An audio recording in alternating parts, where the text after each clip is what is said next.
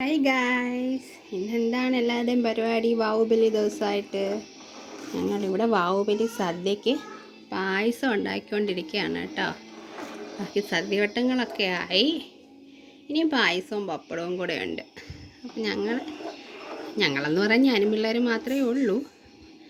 അമ്മയാണെങ്കിൽ ആശ്രമത്തിൽ പോയേക്കുന്നു, ഉച്ചയാകുമ്പോഴത്തേക്ക് വരും. അപ്പോഴത്തേക്ക് സദ്യയൊക്കെ ആക്കണം.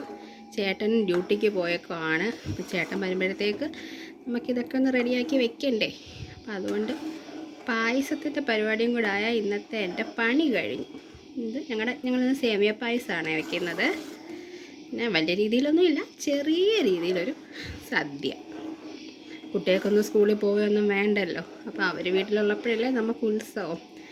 വാവുബലിയാണ്. ഞങ്ങളുടെ ട്രിവാൻഡ്രത്ത് വാവുബലി ഭയങ്കര ഒരു എന്താ പറയുക, സ്പെഷ്യലായിട്ടൊരു ദിവസമാണ്.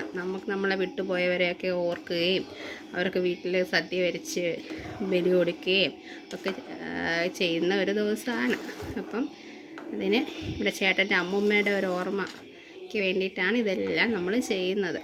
അപ്പോൾ പായസമൊക്കെ വെച്ച് ഇനി സദ്യ പുറത്ത് ചേട്ടനൊക്കെ വന്നു കഴിയുമ്പം കൊണ്ടുപോയി വെളിയിൽ സദ്യയൊക്കെ ഇട്ടിട്ട് ഞങ്ങൾ ബലിക്ക് കൈകൊട്ടി കാക്കയെ വിളിച്ച് ആത്മാവിന് സദ്യ കൊടുക്കും.